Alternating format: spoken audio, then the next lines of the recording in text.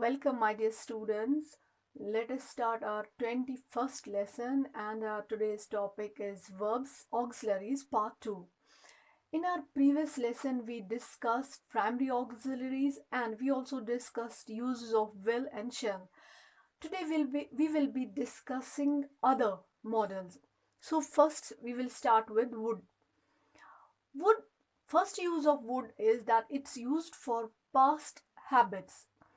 So that means that habit that is not now your habit, but it was a past, it was a habit sometime back. For example, we say like she would sit hours listening to music. That means it refers to a habit, but it is a habit of the past. Number second, preferences. When you want to give preference to one thing or other thing, like we say he would rather starve than beg, or we can say I would rather go than stay. Number 3, would is more used in polite language, as you know, like we have discussed in letter writing, or we have discussed in advertisements, or we have discussed in emails. Would is more used in polite language, or we can say informal language. For example, we can say like, would you show me the way to library? It's more polite as compared to, will you show me the way to library? So would is more used in polite language. Next, use of may. May is used in case of possibility. That means when the chances as compared to probability, chances slightly increases. For example, we say it may rain tomorrow. That means there are more chances as compared to when we say it will rain. So when we say it may rain tomorrow, that means there are more chances. Number 2, for seeking and giving permission, but for in a formal way.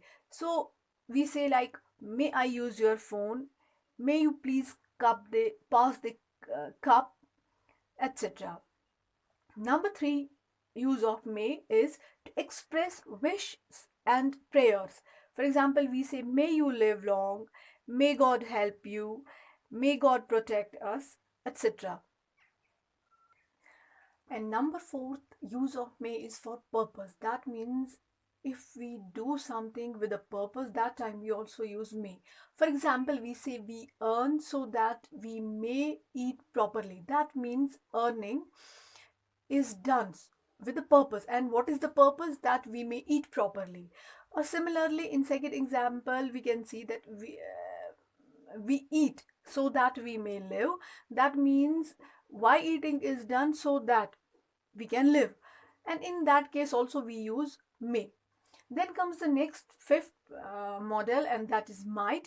First use of it is in case of possibility, but that is a remote possibility. That means there are very little chances of that thing going to happen. For example, when we say it might rain tomorrow, that means there are very, very little chances of raining tomorrow. But when we say it may rain tomorrow, that time there are chances that tomorrow it will be raining. Number 2, when the situation is not real, that means in case of, we say, conditional clauses, we can say. For example, we say, if I knew them better, I might invite them to dinner. But the thing is, the situation is not real. Neither I knew them better, and that means I'm not going, when I don't know them better, I'm not going to, or when I didn't know them better, I am not going to invite them. So in case of, we can say, conditional clause where the situation is not real, we can also use that time might. Then the number 6 model is can, and its first use is when we talk about our ability, or that ability is of our present, and if we refer to some ability of our future, if we are going to do something in the future and we can do it, that time we also use can. For example, we say I can do it. That means we are talking about present ability, any work. Or if we refer to some future, happening, we can also, and are at the same time at our about our ability, we can also that time use can. For example, we say I can reach there soon. It refers to some future time, but we have the ability that we are able to do it in the future, so that time we also use can.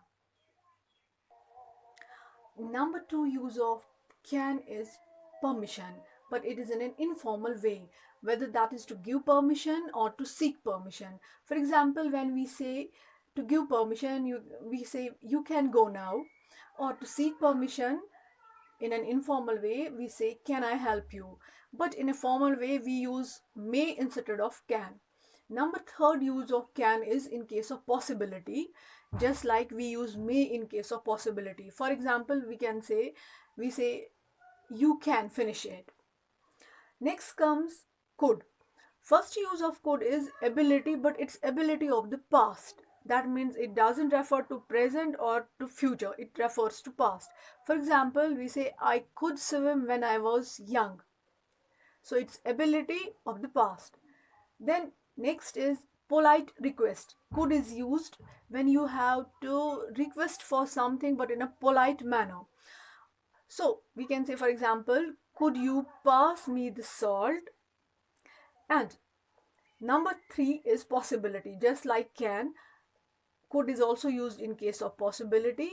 For example, we can say you could finish it soon. At number 8 place we have should. Should is first used for duty and obligations. For example, we say we should respect others or we should follow the rules. Number 2 use of should is it's used as a more polite form of want. So for example, instead of saying I want to help them, we can say I should like to help them. Number third is to express a supposition that may not be true. That's in case of a condition, or we can say in case of conditional clauses. Again, for example, we say if it should rain, that means it's not real, they will not come. Next is ought to. Its first use is a moral obligation. For example, we say we ought to love our neighbors. Should is used in case of duty as well as obligation, and ought is used in case of only moral obligations. It's, for example, we say we ought to love our neighbors, or we say we ought to respect. We can also say we ought to respect others. Number two, to express probability. For example, we say this book ought to be useful.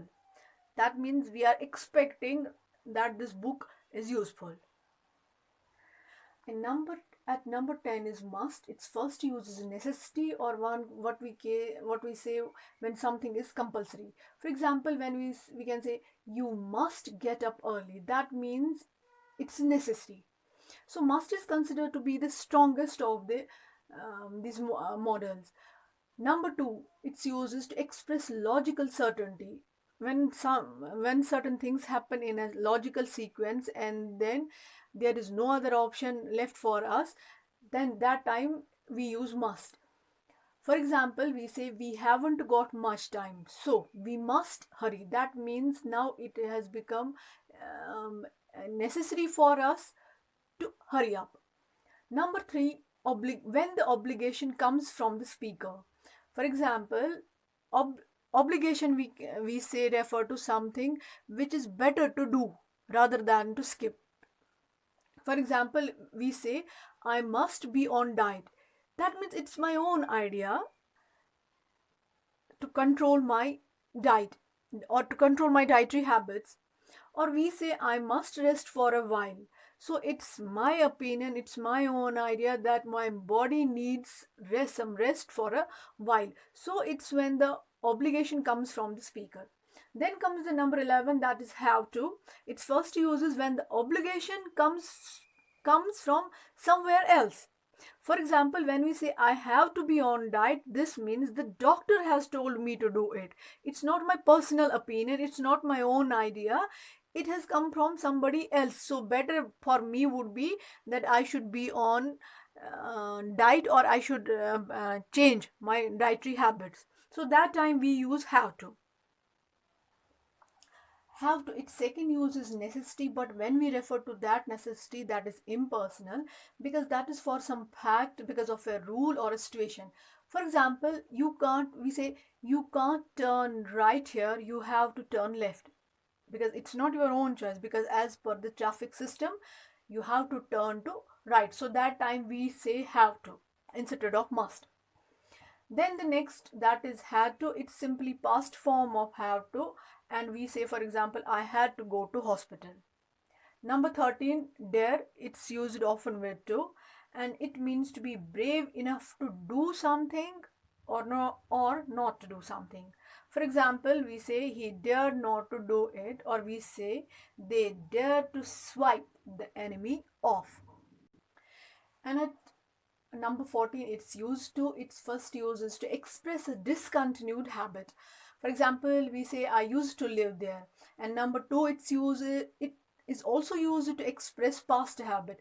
For example, we say I used to swim when I was young, or even we say like we use would also to express past habit. I would swim when I was young. Then the number 15 is need to.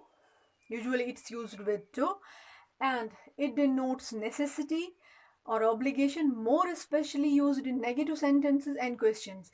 For example, we say one needs to be careful.